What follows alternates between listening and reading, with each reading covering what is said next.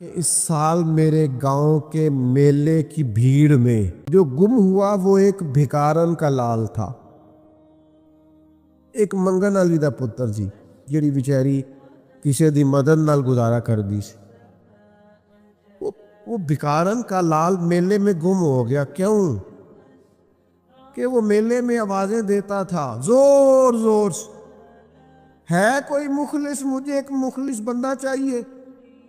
وہ پڑ جاتی ہے بھائی، کبھی کبھی مخلص، ایک مخلص کی لوڑ پڑ جاتی، ایک ہو بس ایک۔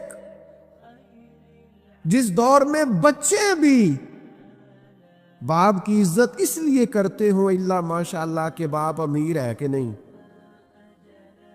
اس دور میں اللہ ماشاء اللہ سارے نہیں لیکن اکثر جگہوں پہ ایسا ہوتا ہے کہ ابا امیر ہے تو اس کی عزت بھی زیادہ، اور اگر کچھ کر نہیں سکا دے کہنے تسی ساڈے لئی کیتا کی ہے۔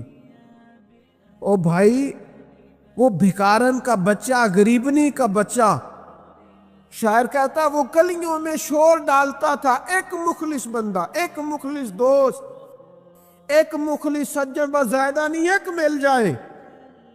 اس کی طرف دیکھو، وہ کہتا ہے اس سال میرے گاؤں کے میلے کی بھیڑ میں جو گم ہوا وہ ایک بھکارن کا لال تھا۔ اس درویش کو تلاش تھی متاع خلوص کی، مخلوق چپ رہی کہ یہ مشکل سوال تھا۔ مال کماتے کماتے مقصد مال نہیں بنانا، دولت حاصل کرتے کرتے محبت دولت کی نہیں دل میں پیدا کرنی۔ بال بچے، گھر بار، مکان، اس کے پیچھے بھاگتے بھاگتے ایسا نہ ہو کہ پلٹ کر دیکھیں تو ہمارا بہت سا روحانی، فکری اور ذہنی نقصان ہو چکا ہو۔ بہت سارے لوگ ہم میں سے ایسے ہیں جو الحمدللہ مقصود نہیں دولت کو بناتے، جن کا مقصود رزق حلال ضرور ہے لیکن وہ اس کو اپنے ذہن پہ سوار نہیں کرتے، صرف دولت کی ہو کے زندہ نہیں ہے، وہ اللہ کے بندے بن کے زندہ ہے، رسول اللہ صلی اللہ علیہ وسلم کے غلام بن کے فخر محسوس کرتے۔ دولت کی طرف جتنی زیادہ ہماری توجہ ہو گئی ہے اور مال کی جانب جتنا زیادہ ہمارا ذہن ہو گیا، سارے رشتے مال میں تلنے لگ گئے، ہر چیز کو اسی عینک سے دیکھا جانے لگا ہے۔ اللہ تعالیٰ نے قرآن مجید میں ارشاد فرمایا کہ یا ایھا الذین آمنوا لا تلہکم اموالکم ولا اولادکم عن ذکر اللہ،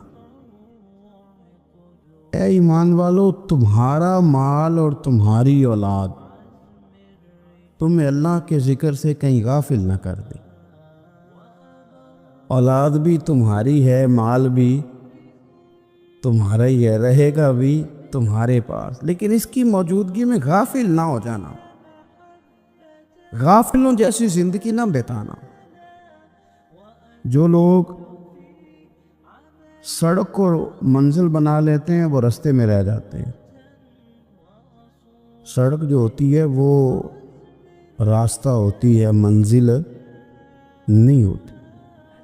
یہ جو رزق ہے، دولت ہے، مال ہے، اولاد ہے، یہ تو سارا رستہ ہے اللہ کی طرف جانے کا، کہ تھوڑا سا رزق حلال کمائیں، کمر سیدھی ہو جائے اور پھر ہم اپنے رب کریم کی عبادت کریں۔ ہم رزق حلال کمائیں تاکہ ہم ہاتھ پھیلانے سے بچیں اور ہم اللہ کے بندوں کی ضروریات کا خیال کریں، دین کے کاموں میں اپنے آپ کو مشغول کریں، کچھ نہ کچھ اپنا حصہ پیش کریں۔ یہ مقصود تھا، یہ منزل نہیں، یہ تو صرف ایک رستہ تھا۔ ہم نے اب کیا کیا ہے کہ یہی چیز ہماری منزل بن کے رہ گئی ہے۔ رات پیسے گننا، سویرے اٹھ کے پھر گننا شروع کر دینا، پیسوں میں رشتوں کو تولنا، پیسے کے ساتھ ہی اپنے آپ کو ہر وقت لگائے رکھنا، الجھ کے رہ گئے ہیں لوگ، الجھ کے، اور پھر کوئی بندہ جیت نہیں رہا۔ ہمارے دادا بھی یہی کہتے تھے کہ کچھ پیسے کمانے ہیں تاکہ بچے پال لوں، یہ کہتے کہتے چلے گئے۔ ہمارے ابا بھی یہی کہتے تھے، پھر اس کے بعد ہم نے بھی یہی بولی بولنی شروع کر دی ہے، تو جیتا تو کوئی بھی نہیں۔ जीता तो कोई भी नहीं, माल को ज़रूर हासिल करे। हज़रत भावलक नक्शबंद बुखारी रहमतुल्लाह अलैह फरमाते हैं, मैंने ना मिना के मैदान में एक नौजवान देखा जो लाखों का कारोबार कर रहा था, लाखों का, दिनारों का कारोबार करता था, सोने चांदी हीरे जवाहरात का काम करता था। लेकिन फरमाते मैंने उसके दिल पे नज़र डाली, लाखों का काम करता था पर उसका दिल एक मिनट के लिए भी अपने रब की याद से गाफिल नहीं था। हर वक्त उसका दिल अपने मालिक की याद में मसरूफ़ था, हर वक्त। इरशाद फरमाते हैं कि मेरा शुरू में उसके बारे में गुमान ये था कि देखो ये शख्स क्या कर रहा है, पैसा कमा रहा है, दौलत के चक्कर में पड़ा हुआ है। फरमाते हैं कि फिर मैंने एक और मंजर देखा, एक और रंग मैंने देखा कि वो कमा रहा था, और फिर इख्तिताम हज पे मैंने देखा कि जो कमाया था सारा अल्लाह के बंदों पे खर्च कर रहा था। आप और मैं, हमने देखना सिर्फ ये है कि कहीं ऐसा तो नहीं है कि दौलत में उलझ गए। बहुत सारे लोगों ने ये कहा था, हम सुनते थे जब कोई आदमी जाने लगता था ना परदेश पैसा कमाने के लिए, तो वो कहा करता था कि मैं मुल्क से बाहर जा रहा हूँ, 2 4 5 साल लगा के आऊँगा, वापस आके फिर यहाँ मैंने कोई काम करना है, थोड़े से पैसे कमाऊँ ताकि यहाँ ना फिर मेरा सिलसिला कोई बन जाए।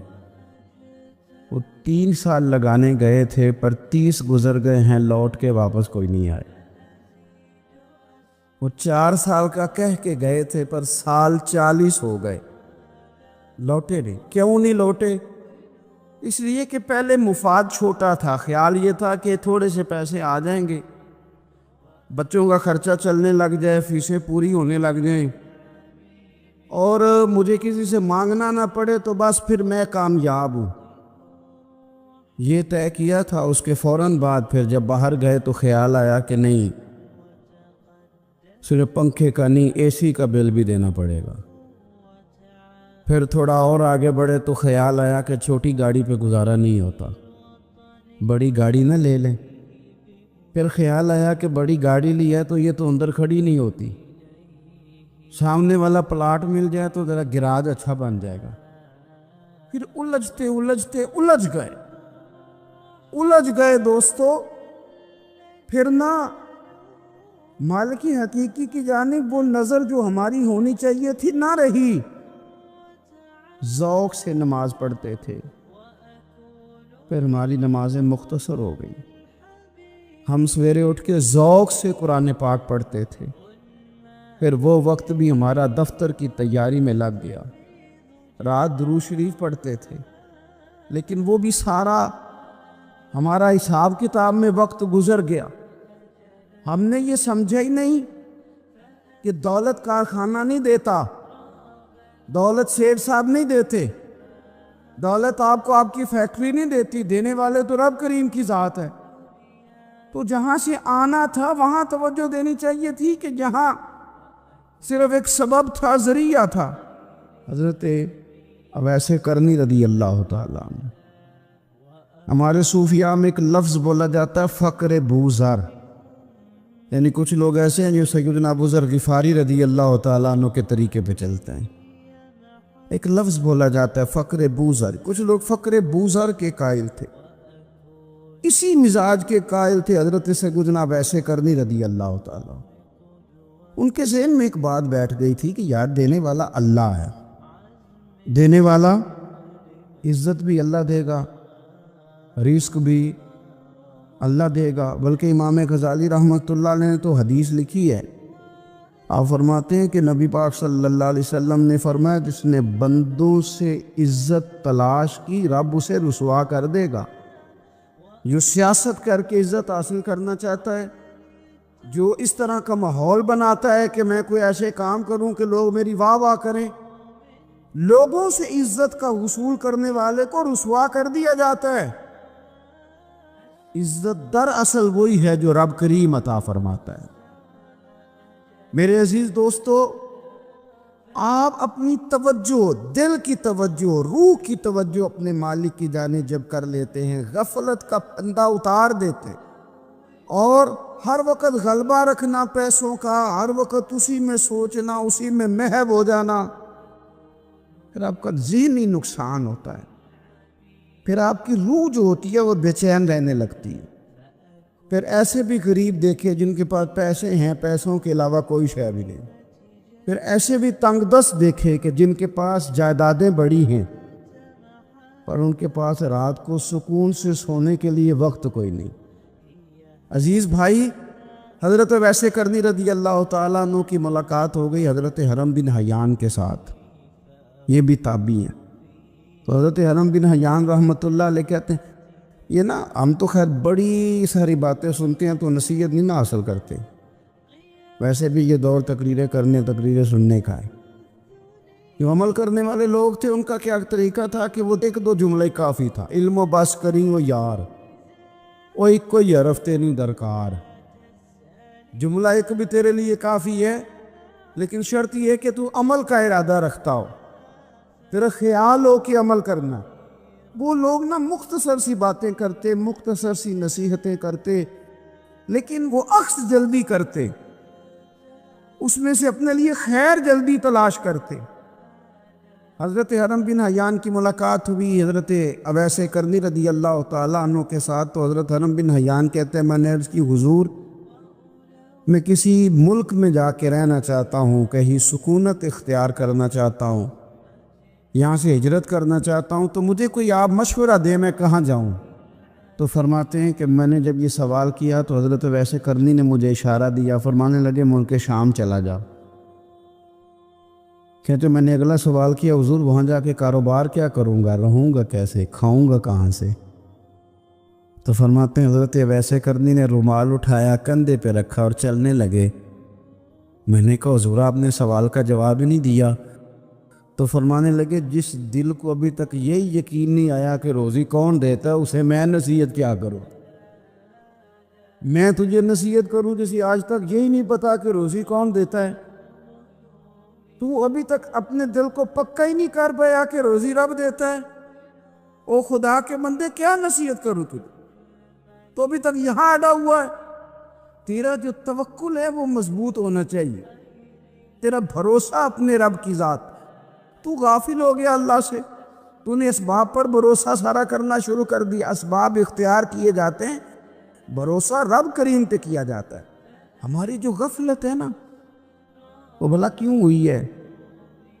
وہ اس لیے ہوئی ہے کہ پیسے کسی کو بھی برے نہیں لگتے، پتہ نہیں ان میں کیا کشش ہے۔ یہ نہ آپ کسی بھی ان کا نام لے لیتے ہیں، یہ کسی جگہ بھی آ جاتے ہیں تو یہ برے لگتے ہی نہیں۔ یہ جناب بڑی بڑی فقیری کا دعویٰ کرنے والے اور لوگوں کو طریقت اور تصوف کا درس دینے والے، ان کو بھی اچھے لگتے ہیں۔ یہ تو جناب جو لوگوں کو کہہ رہے ہیں فقیر ہو جاؤ فقیر ہو جاؤ، وہ خود امیر ہوتے جا رہے ہیں۔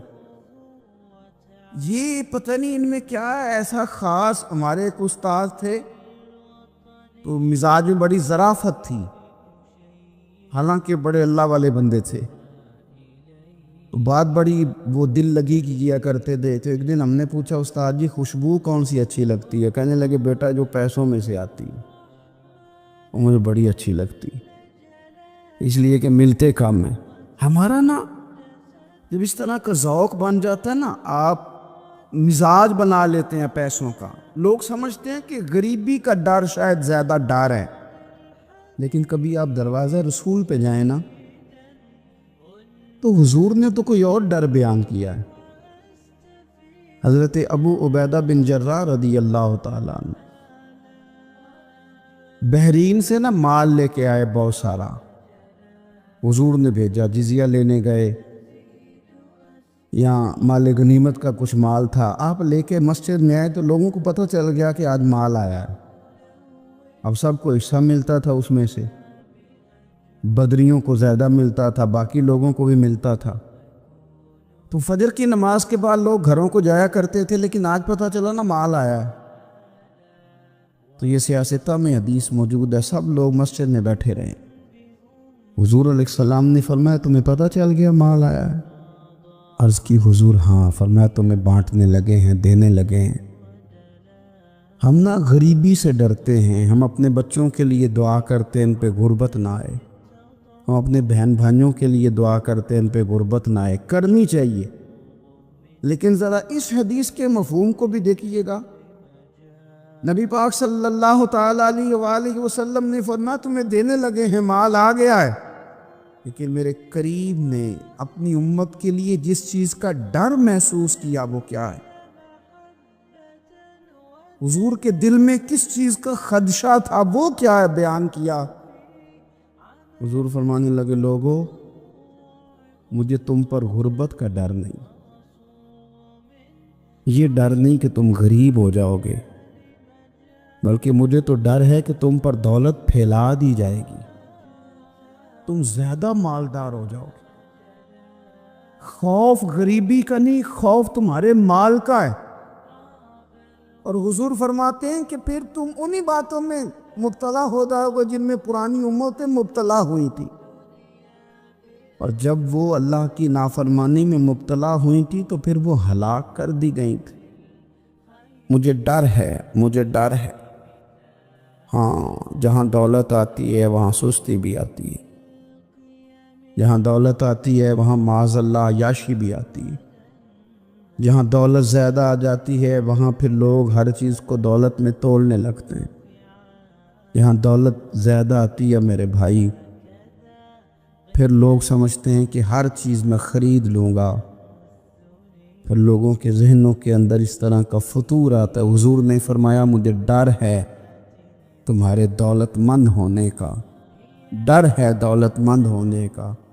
یارو اپنے پیسوں سے ڈرا کرو، اپنی جائیدادوں سے ڈرا کرو، اپنے مال سے ڈرا کرو۔ وہ ہم نے جو بڑے بڑے محلات تعمیر کرنے شروع کیے ان سے ڈرا کرو، اس لیے کہ حضور نے فرمایا مجھے ڈر ہے۔ حضرت ابو بکر صدیق رضی اللہ تعالیٰ عنہ تشریف فرما تھے۔ ہمارے نا بچے بہت زیادہ آسانی مانگتے ہیں۔ اقبال نے کہا لہو مجھ کو رلاتی ہے جوانوں کی تن آسانی۔ جب میں جوانوں کا مزاج دیکھتا ہوں نا کہ اتنے آرام پسند ہو گئے ہیں تو پھر میری آنکھوں سے لہو بہتا ہے۔ لہو مجھ کو رلاتی ہے جوانوں کی تن آسانی، ان کا وجود اتنا آسانی کا ماحول لینا چاہتا ہے، ذرا سی بھی کوئی تکلیف آپ دیکھ لیں، لائٹ بند ہو جائے تو مصیبت کھڑی ہو جاتی، کسی جگہ چند منٹ کے لیے آدھے گھنٹے کے لیے ٹریفک بند ہو جائے تو مثلاً کیا ہو جائے گا، لیکن یہ کہ طبیعتوں میں تلخی، اور جب وہ گاڑیاں آہستہ آہستہ چلتی ہیں تو ایک دوسرے سے آگے بڑھنے کی وہ شدت، وہ ہمارے مزاج میں ایک دوسرے کے بارے میں دل میں بڑے بڑے جملے، کیوں؟ اس لیے کہ ہماری طبیعت آسانی پسند ہے، ذرا سی بھی کوئی رکاوٹ ہم نہیں برداشت کرتے، تھوڑی دیر کے لیے ٹھہرنا پڑ جائے ہمارے لیے بڑا مشکل کام ہے۔ آپ ہمیں ہماری مرضی کے خلاف کوئی بات کر دیں تو ہمیں بگڑا ہوا سمجھے، ہماری طبیعت میں وہ آسانی ہے۔ یہ آسانیاں انسان کو پھر بڑے بڑے کام نہیں کرنے دیتی، پھر انسان کمزور پڑ جاتا ہے، پھر وہ کوئی کسی انقلابی تحریک کا کبھی حصہ نہیں بن سکتا۔ اگر وہ بڑی صلاحیت بھی رکھتا ہو تو وہ زندگی میں کوئی کارنامہ سر انجام نہیں دے پاتا، کیونکہ طبیعت میں آسانی آ گئی، اس کا مزاج ہی نہیں۔ جس بندے کو گرمی زیادہ لگتی ہے وہ کیسے آگے بڑھے گا؟ یہ سیٹھوں کے بیٹے، مالداروں کے بیٹے، پیروں کے بیٹے، بڑے بڑے جناب مشائخ کے صاحبزادگان الا ماشاء اللہ آگے نہ بڑھنے کی وجہ کیا ہے؟ صرف یہ ہے کہ طبیعت کا تقاضا یہ ہے کہ ایک آدمی نے رومال پکڑا ہے، دوسرے نے جوتا پکڑا ہے، تیسرا گاڑی کھول رہا ہے۔ جب آپ اس قدر زیادہ ان کو آسانیوں میں مبتلا کر دیتے ہیں پھر ان کے لیے جہاد کرنا، میدان میں نکلنا ممکن نہیں رہتا، وہ عادی نہیں ہوتے۔ امام حسن اور امام حسین رضی اللہ تعالی عنہما نے جہاد اس لیے کر لیا تھا، بچپن میں ہی 7-8 سال کی عمر تھی تو ماں 3 دن روزے رکھوایا کرتی تھی۔ وہ 3 دن روزے رکھتے تھے اور افطار کا وقت آتا تھا تو جو کچھ پکا ہوتا تھا وہ بھی اٹھا کے غریب اور مسکین کو دے دیا کرتے تھے۔ تو یہ تو عادت تھی بچپن سے ہی۔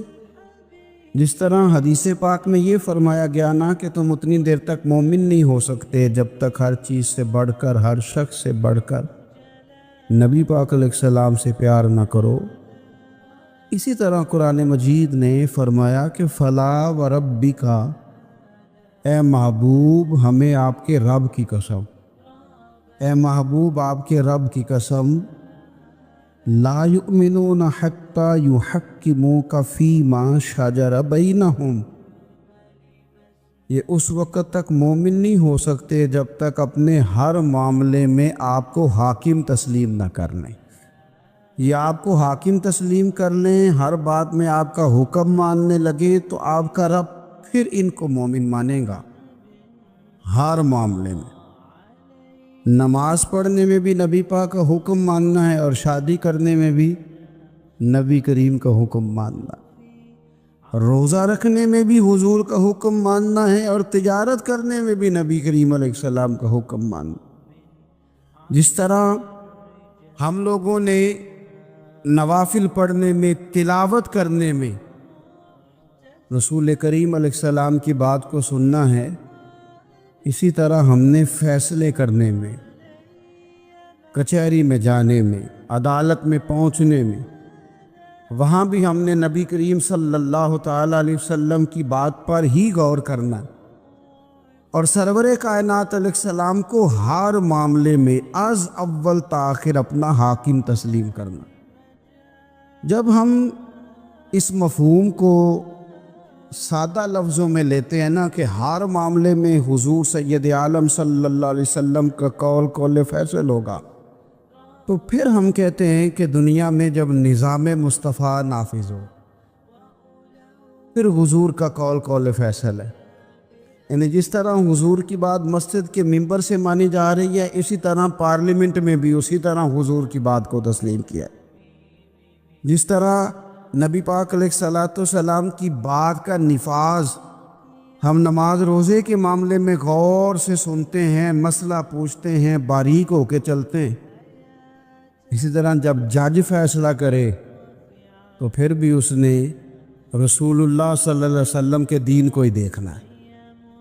نظام مصطفیٰ صلی اللہ علیہ وسلم جب نافذ ہوگا، دنیا میں حضور کا قانون جب نافذ ہوگا، تو پھر ٹھنڈی ہوا چلے۔ مسلمانوں کا یہ مسئلہ ہے کہ یہ نبی پاک سے پیار تو کرتے ہیں اور الحمدللہ بڑا کرتے ہیں، لیکن یہ پیار کو جہتوں اور سمتوں میں قید کرتے ہیں۔ یعنی مسجد میں آ کے درود شریف پڑھتے وقت اگر حضور کے غلام ہوتے ہیں تو فیصلہ کرتے وقت اور اپنے حق میں فیصلہ سنتے وقت اس وقت بھی ہمیں نبی پاک کا ہی غلام ہونا چاہیے۔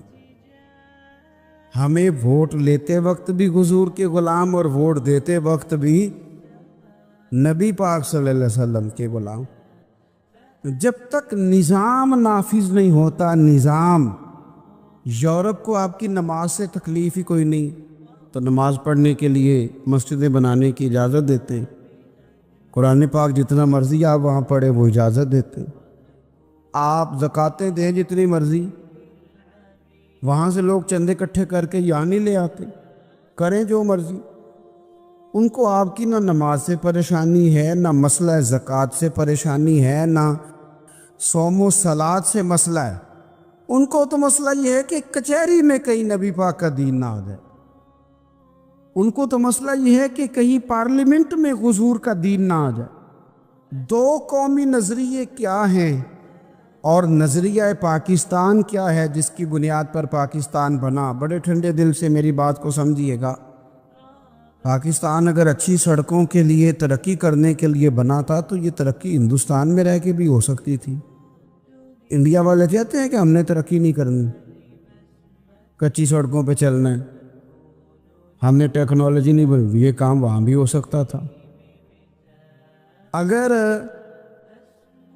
آپ یہ کہیں کہ پاکستان جمہوریت کی مضبوطی کے لیے بنایا تھا کہ ڈکٹیٹر کوئی نہیں آئے گا، صرف جمہوری قوتیں کام کریں گی تو جمہوریت میں تو انڈیا بظاہر آگے نکل گیا ہے، ان کی جمہوریت تو زیادہ اچھی نظر آتی ہے، کبھی ڈکٹیٹر نہیں آیا۔ آپ نے پاکستان کیوں بنایا؟ اگر آپ نے یہی کام کرنے تھے، فحاشی اور یانی اور جو مرضی جس کے من میں آئے کرے اور کوئی فرق نہ ہو یہاں کے اور وہاں کے کلچر میں، رشوت خوری، بھتہ خوری اور ناجائز فروشی، سارے کام اگر ہونے تھے تو یہ کام وہاں بھی ہوتے۔ پاکستان کیوں بنا؟ کیوں اتنی ساری 40,000 لوگوں نے اپنی جانوں کی قربانیاں دیں؟ دنیا کی سب سے بڑی ہجرت ہوئی ہے، سب سے بڑی، جب پاکستان بنا۔ یہ سب سے بڑی ہجرت تھی، اتنی بڑی ہجرت ہی کبھی نہیں ہوئی۔ کیوں اتنا کچھ ہوا؟ تو اس لیے ہوا کہ ہمیں بتایا گیا تھا کہ وہاں نہ سوشلزم، نہ وہاں خالی جمہوریت کا راگ الاپا جائے گا، بلکہ ایک بلند نعرہ لگایا گیا تھا۔ نعرہ کیا تھا؟ پاکستان کا مطلب کیا؟ پاکستان کا مطلب کیا؟ لا الہ الا اللہ محمد رسول اللہ صلی اللہ علیہ۔ یہ عنوان بنایا گیا۔ غریب آدمی کو بتایا گیا کہ جب پاکستان بنے گا تو وہاں حضور کا نظام نافذ ہوگا، جاگیردار کی اور غریب کی تفریق ختم ہوگی۔ جس طرح امیر کے بچے کو کالج میں داخلہ ملے گا، غریب کے بچے کو بھی ملے گا۔ وہاں بتایا گیا کہ لوگ وہاں ہر لحاظ سے اپنے آپ کو برابر سمجھیں گے۔ وہاں وہی بات ہوگی جو جناب صدیق اکبر کرتے تھے، وہاں وہی جملے دہرائے جائیں گے جو حضرت عمر فرماتے تھے، وہاں اسی طرح غریب پر سخاوت کی جائے گی، اسے دیا جائے گا جس طرح حضرت عثمان غنی کرتے تھے۔ وہاں اسی طرح فقر کا دور دورہ ہوگا، سادگی کا حسن ہوگا، اپنائیت کا نور ہوگا جو مولا علی شیر خدا نے عطا فرمایا تھا۔ اس سوچ کی بنیاد پر پاکستان بنایا گیا، اس سوچ کی بنیاد پر، اور اسی سوچ کو آگے لے کر کے جایا گیا۔ کوئی سیاسی پارٹی اب یہ بات نہیں کرتی۔ دو قومی نظریے کا معنی یہ تھا کہ ہندو الگ قوم ہے، مسلمان ایک الگ قوم ہے، ان کا رہنا سہنا، اٹھنا بیٹھنا، کھانا پینا الگ ہے۔ ہمارا اٹھنا بیٹھنا، کھانا پینا، سارے معاملات الگ ہیں، تہذیب و تمدن الگ ہے۔ لہذا ہمیں الگ سے خطہ چاہیے جہاں ہم اسلامی نظریات کے مطابق آزاد ہو کے اپنا وقت گزار سکیں۔ اس دو قومی نظریے کی بنیاد پر، دو قومی نے، پہلے تو علامہ اقبال اس کے قائل نہیں تھے۔ علامہ اقبال کا پہلے خیال یہ تھا کہ سارے جہاں سے اچھا ہندوستان ہمارا، یہ اقبال نے لکھا تھا۔ پھر اقبال کہتے ہیں میری سوچ بدلی، اور پھر میں نے کہا کہ نہیں، خطوں کے زور پہ نہیں، آپ رنگ نسل کے زور پہ نہیں، بلکہ کہنے لگے کہ اپنی ملت پر قیاس اقوام مغرب سے نہ کر، خاص ہے ترکیب میں قوم رسول ہاشم۔ آپ جو تقسیم کریں گے، یہ جو تقسیم ہوئی ہے نا عرب کی، یہ مذہب کی بنیاد پہ نہیں ہوئی، یہ تو ان کی ذاتی لڑائیاں تھیں۔ چھوٹا سا دبئی بن گیا، چھوٹا سا مسقط، چھوٹا سا ابو ظبی، یہ تو ان کی ذاتی لڑائیاں تھیں، قبیلوں کی لڑائیاں تھیں، جنگیں تھیں، چھوٹے چھوٹے ملک الگ سے تقسیم ہو گئے۔ یہ مذہب کی بنیاد پہ ایسا نہیں ہوا۔ دنیا میں جتنی ریاستیں ٹوٹ کر بڑی ریاستوں سے الگ ہوئی تو اس میں یہ تھا کہ ہماری قوم الگ ہے، ہم سردار علیحدہ سے ہیں، اس لیے ہم علیحدگی پسند ہیں۔ دنیا کے اندر دو ہی وطن ہیں جو دین کے نام پہ بنے، دو ہی اسٹیٹ ہیں جو اسلام کے نام پر وجود میں آئیں، پہلی مدینہ منورہ ہے اور دوسری پاکستان ہے۔ خالص مذہب کے نام پر یہ دو ریاستیں وجود میں ہیں، ایک مدینہ طیبہ اور دوسرا پاکستان۔ پاکستان کا مطلب کیا؟ لا الہ الا اللہ محمد رسول اللہ صلی اللہ علیہ وسلم۔ اس بنیاد پر اس وطن کو، خطے کو حاصل کیا گیا، یہی نعرہ لگایا گیا۔ یہی نعرہ محمد علی جناح لگاتے تھے، یہی ڈاکٹر اقبال لگاتے تھے، یہی نعرہ چودھری رحمت علی لگاتے تھے، یہی وہ نعرہ تھا جس نعرے کو تحریک پاکستان کے قائدین نے آگے پہنچایا۔ اس زمانے میں جو رائٹر لکھتے تھے ان کی تحریریں آپ آج بھی نکال کے دیکھ لیں، وہ کہا کرتے تھے کہ پاکستان قائم ہوگا تو امیر غریب کی تفریق ختم ہوگی، پاکستان میں وہی نظام آئے گا جو نظام رسول پاک صلی اللہ علیہ وسلم لے کے آئے، قرآن کو نافذ کر دیا جائے گا۔ یہ اس زمانے کے لوگ لکھا کرتے تھے، بیان کرتے تھے، اسی کا ابلاغ ہوتا۔ پتہ نہیں پھر کس کی نظر لگی، کیا ہوا، اور تحریک پاکستان میں جذباتی طور پر علماء نے کردار ادا کیا۔ علماء نے حضرت مولانا عبدالحامد بدایونی، حضرت مولانا سید نعیم الدین صاحب مراد آبادی، حضرت مولانا عبدالعلیم صاحب میرٹھی، اور ایک بڑا نام امیر ملت حضرت پیر سید جماعت علی شاہ صاحب محدث علی پوری، 100 سال سے زیادہ عمر کے بابا جی تحریک پاکستان کے لیے جلسے ہو رہے ہیں۔ بابا جی سے اٹھا نہیں جاتا، تو جس طرح 4 لوگ چارپائی پہ جنازہ اٹھاتے، اس طرح 4 لوگوں نے چارپائی پہ بابا جی کو اٹھایا ہوا ہے، امیر ملت سید زادے، اور چارپائی ان کی اٹھا کے جلسوں میں لے جائی جاتی ہے، اور وہ تقریریں کرتے ہیں اور کہتے ہیں سنو بھائی جو مسلم لیگ کو ووٹ نہیں دے گا پھر ہم اس کا جنازہ بھی نہیں پڑھائیں گے، جو ووٹ نہیں دے گا ہم دفن بھی نہیں ہونے دیں گے اپنے قبرستانوں میں، جو ووٹ نہیں دے گا ہمارا مرید ہی نہیں۔ اتنے جذبات میں لا کے 40,000 لوگوں نے قربانیاں دی۔ ایک نظریہ تھا کہ ہندو الگ قوم ہے، مسلمان ایک، اور پھر پاکستان بنایا۔ آج کیا دھما چوکڑی ہے، کیا ذاتوں پاتوں کی بنیاد پر؟ یہ تو ہندوؤں کا طریقہ تھا کہ وہ ذاتیں پاتیں گنتے تھے کہ یہ برہمن ہے، یہ شوتری ہے، یہ کھتری ہے، یہ فلانا ہے، یہ ہمارے گھر نہیں آ سکتا، یہ نیچ ہے۔ اور اگر آج اس ملک میں بھی الیکشن ذات کی بنیاد پہ لڑا جائے اور یہاں بھی صرف اس لیے سپورٹ کیا جائے کہ یہ میری برادری کا ہے، صرف اس لیے سپورٹ کیا جائے کہ میرا قبیلہ ہے، پہلے دیکھا جائے کہ یہاں کون سی برادری مضبوط ہے تو اس کینڈیڈیٹ کو ٹکٹ دیا جائے، تو پھر کیا آپ نے وطن بنا کے کیا کمال کیا؟ تو اس کا ایک نظریہ ہے۔ کیا نظریہ ہے؟ کہ مسلمانوں کا رہنا، اٹھنا، بیٹھنا، کھانا پینا الگ ہے۔ دیکھو ایک سادی سی بات ہے، یہ آپ نے داڑھی رکھنی ہے، مونچھیں رکھنی ہے، تو اس پر بھی نبی پاک صلی اللہ علیہ وسلم نے کہا کہ الگ سے تمہاری شناخت ہونی چاہیے، الگ سے۔ فرمایا تم نے یہودی چونکہ مونچھیں بڑی رکھتے تھے، فرمایا تم نے داڑیاں بڑی کرنی ہیں، مونچھیں پست رکھنی ہے، یہودیوں کی مخالفت کرنی ہے۔ یہ لفظ ہیں حدیث میں ساتھ۔ سادی سی بات ہے نا، پگڑی باندھنی ہے، باندھ لے کوئی آدمی۔ ہمارے پنجاب میں لوگ پگڑی بھی کہہ دیتے ہیں، صافہ بھی کہہ دیتے ہیں، کلا بھی کہہ دیتے ہیں، جو جس کے من میں آیا، لیکن حضور نے تاکید لگائی، فرمائے خاص ہے یہ بھی، یہ اسلام کا کلچر ہے، کلچر الگ سے ہے۔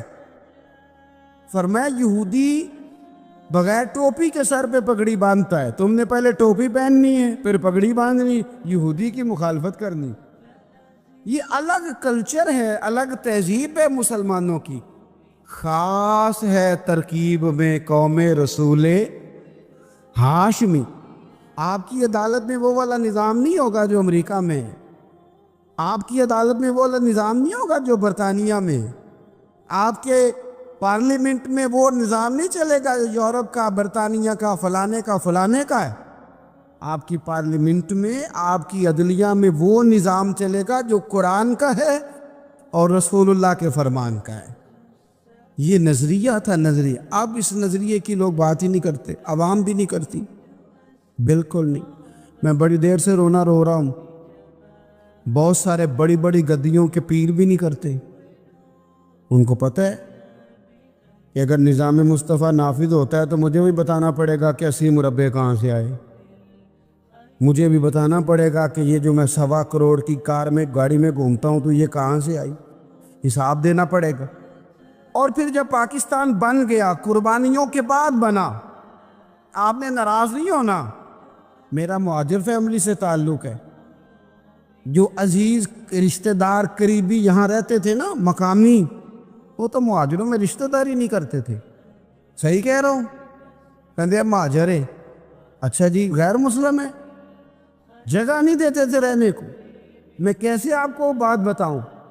پھر اس چھوٹی چھوٹی غلطیوں کو لوگوں نے ووٹ بنا کے بڑی بڑی قتل و غارت نہیں کی اس ملک میں۔ اتنا بڑا تکلیف والا منظر تھا۔ میرے دادا جی کی فیملی ساری پاکستان آئی تھی، دادی کی نہیں آئی تھی۔ 97 میں میری دادی کا انتقال ہوا، وہ آخری دن تک رویا کرتی تھی، ایسے جی پتر پتہ نہیں میرے پرا ہیں ان کے فوت ہو گئے، پتہ نہیں میرا کچھ چچا ہے کہ سارے چلے گئے۔ کس لیے آپ نے اگر یہی دھما چوکڑی سیاست کی کرنی تھی، ذات پات آپ نے رکھنی تھی تو وہاں کوئی دکھ تھا؟ یہ تماشے تو وہاں بھی ہو رہے، وہ آخری دن تک رویا کرتی۔ اب تو خیر آنکھیں بڑی جدید ان کا آپریشن ہوتا ہے، تو ایک زمانے میں آنکھوں کا آپریشن ہوتا تھا، ڈاکٹر کہتے تھے لائٹ بند رکھو، سبز رنگ کی پٹی بند ہو، 4 گھنٹے کے بعد دارو ڈالنا ہے آنکھ میں، ڈراپس ڈالنے۔ میں 4 گھنٹے کے بعد ان کی آنکھوں میں ڈراپس ڈالنے جاتا تھا تو کبھی کبھی مجھے بٹھا لیتی تھی، تو کہتی تھی کہ پتہ نہیں کوئی بچا ہے کہ نہیں بچا، پتہ نہیں اب کوئی ہے کہ نہیں، پتہ نہیں کوئی ان میں سے ہوگا کہ نہیں۔ پتہ بدل دساں ساڈے پنڈ کس طرح دا ہوں، دس میں تمہیں بتاؤں فلانی چیز۔ پھر جناح نے اعلان کیا تھا کہ ملک بن گیا، کہتی تھی ہم نے بڑا کہا اپنے رشتہ داروں سے کہ چلیں، پر وہ کہتے تھے یہ تو تھوڑے دنوں کی بات ہے، سب نے واپس آ جانا ہے۔ میں نے 2 دفعہ یہ ماحول دیکھا ہے، اٹاری اسٹیشن پہ، واگا بارڈر پہ، ایئرپورٹوں پہ، ایک بھائی ادھر ہے ایک ادھر ہے، اس طرح تڑپ کے روتے ہیں جب لوگ انڈیا پاکستان آتے جاتے ہیں۔ کیوں آپ نے یہ سارا کچھ کیا؟ صرف ایک نعرہ تھا کہ پاکستان کا مطلب کیا، لا الہ الا اللہ محمد رسول اللہ، صرف ایک نعرہ تھا کہ یہاں ہم حضور کا دین لے کے آئیں گے۔ وہ دین تم لائے نہیں، انہیں نوابوں، وڈیروں، چودھریوں کے ذمے تم نے کام لگا دیا۔ اپنے ملک میں حضور کے نظام کے لیے جد و جہد کریں، یہ بنا ہی نبی پاک کے نظام کے لیے، اس کا کوئی دوسرا حل ہو سکتا؟ کوئی حل نہیں۔